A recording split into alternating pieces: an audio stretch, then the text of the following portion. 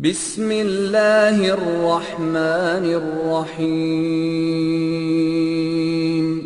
ونفس وما سواها فألهمها فجورها وتقواها قد أفلح من زكاها وقد خاب من دساها.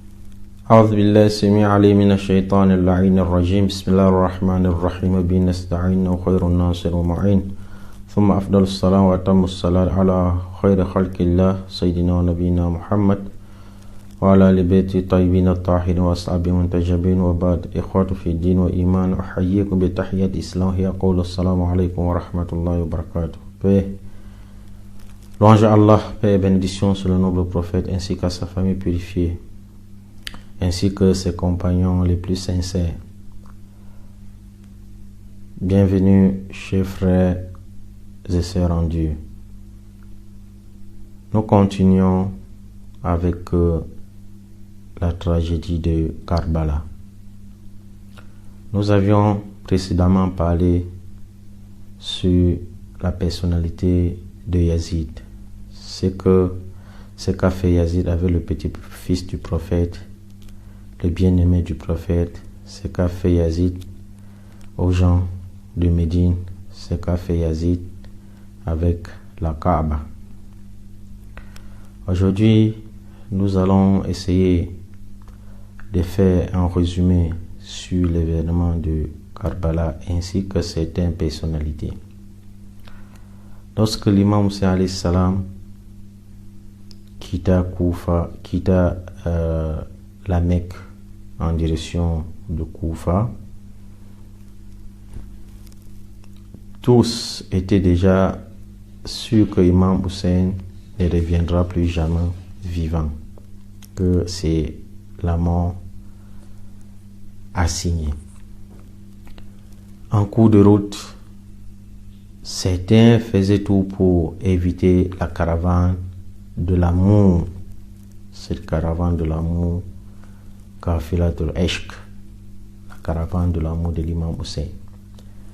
Beaucoup évitaient cette caravane, car en faisant face avec cette caravane, ou tu suis imam Hussein, ou tu abandonnes le petit-fils du prophète. C'était le cas d'un compagnon du prophète nommé Zuhair ibn Qais. Zuhair ibn Qais était un riche commerçant d'Irak. Lors de son retour du pèlerinage à la Mecque, en cours de route, il voya la caravane de l'imam Hussein de loin et puis s'interrogea que ça c'est quel genre de caravane qui est devant nous. On lui dit c'est la caravane du petit-fils du prophète. Zuhair, dès qu'il a entendu cela, car il ne faisait pas partie des partisans de l'imam Hussein, des compagnons de l'imam Hussein. Dès qu'il a entendu c'est l'imam Hussein, il a dit immédiatement de débrousser chemin. Donc il a tout fait pour éviter cette caravane. Plus il faisait d'efforts pour éviter la caravane de l'imam Hussein, Allah subhanahu wa ta'ala les rassemblait. Jusqu'au moment où ils se sont arrivés à un endroit où la caravane de l'imam Hussein était tout proche. Imam Hussein, en apercevant cette caravane, s'interrogea au sujet de cette caravane. On lui dit c'est la caravane de Zuhair ibn Qais. Comme Zuhair ibn Qais était connu dans la péninsule arabique, pas seulement en Irak, mais la péninsule arabique de l'époque. Imam Hussein alayhi salam envoya son envoyé avec ses propos, dit à Zuhair de venir soutenir le petit-fils du prophète. Zuhair, en entendant ces paroles, est devenu furieux et a voulu détourner sa caravane. Sa femme, la croyante, la pieuse, dit à son mari: abandonnes-tu le petit-fils du prophète?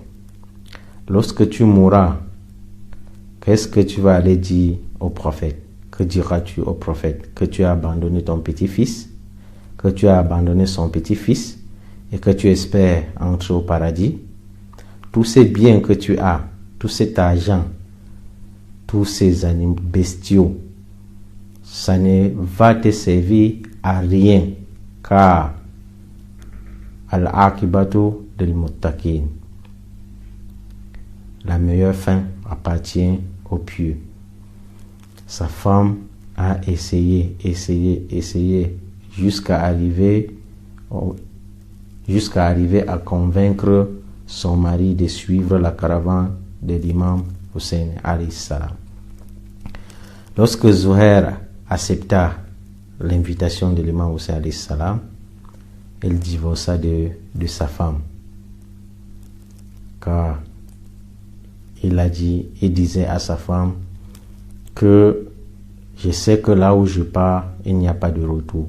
Donc je te divorce pour que tu prends tous ces biens reviennent à toi. Mais je dois retrouver le petit-fils du prophète. Je dois rattraper la caravane de l'amour. C'est ainsi que Zuhair s'en alla avec la caravane de l'imam Hussein jusqu'à Karbala où elle fut martyrisée. Il y a aussi le cas d'un autre grand type qui s'appelait Hur. Hur était l'un des commandants des guerres du côté de Ubaydullah ibn Ziyad. Ubaydullah ibn Ziyad, qui était le gouverneur de Koufa. Ubaydullah ibn Ziyad, avant l'annonce de l'imam Hussein de rejoindre Koufa, il était d'abord gouverneur à Basra. Et il était connu pour sa cruauté. Il était connu pour son versement de sang. Et lorsque Yazid a entendu que l'imam Hussein se dirigeait vers Koufa, immédiatement, il a affecté Ubaydullah ibn Ziyad pour aller prendre les règnes à Koufa. Un sanguinaire, parce qu'il savait qu'avec Ubaydullah ibn Ziyad, il n'y a pas de pitié. Donc Hur, comme je le disais, il était parmi les commandants des guerres de Ubaydullah ibn Ziyad, de l'armée de Yazid, les Omeyyades.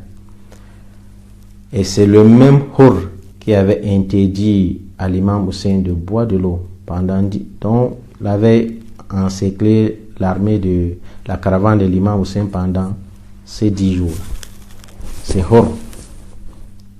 Mais lorsque l'imam Hussein alayhi salam se leva le jour de Ashura pour parler aux musulmans, pour sermonner les musulmans, en ce jour, le discours de l'imam Hussein toucha le cœur de Hur. Hur a immédiatement rejoint la caravane de l'imam Hussein, ou bien le camp de l'imam Hussein le jour de Ashura. Ici, c'est une leçon de morale à vie pour nous tous. D'abord, celui de Zuhair, car Zuhair, il était riche, il était millionnaire, mais il abandonna toutes ses richesses pour aller joindre la caravane de l'amour et pour mourir. C'est une leçon de morale. On ne doit pas laisser l'au-delà pour courir derrière l'argent. De nos jours, beaucoup de jeunes, des jeunes hommes, des jeunes filles sont prêts à vendre leurs âmes pour avoir de l'argent. Regardons l'histoire de ceux qui nous ont précédés. Eux, ils abandonnaient plutôt des richesses pour courir vers la spiritualité, chers frères. C'est ainsi que Hur aussi, qui était colonel de guerre, quitta tous ces milliers de soldats qui étaient sous sa responsabilité et sous ses ordres pour rejoindre Imam Hussein, qui n'avait pas plus de 70 ans, 73 ans ou 70 ans. Et puis mourir pour la cause de la vérité. C'est pour cela qu'il y a un hadith qui dit Kullu yawm Ashura wa kullu ard Karbala. Donc chaque jour pour nous autres, c'est Ashura. Ashura qui veut dire lorsque tu es face à une situation, regarde le côté de la vérité et tu adhères. Si tu laisses le côté de la vérité pour rejoindre le côté du faux, c'est que même si tu étais au jour de Ashura, tu n'allais jamais soutenir le petit-fils du prophète. Même si tu pleures maintenant que Imam Hussein fut tué par des injustes et que toi aussi, face à l'injustice, tu prends le mauvais côté, tu es toujours pareil à ces gens. Au Kul Ardi Karbala. Et chaque terre où tu te trouves aussi, c'est Karbala. Donc tu dois faire ce qu'avaient fait les compagnons de l'imam Hussein en laissant leurs biens, en laissant leur rang social pour rejoindre la vérité et la justice. Donc, je vous laisse, chers frères, la suite dans d'autres rubriques. Wassalamu alaikum wa rahmatullahi wa barakatuh.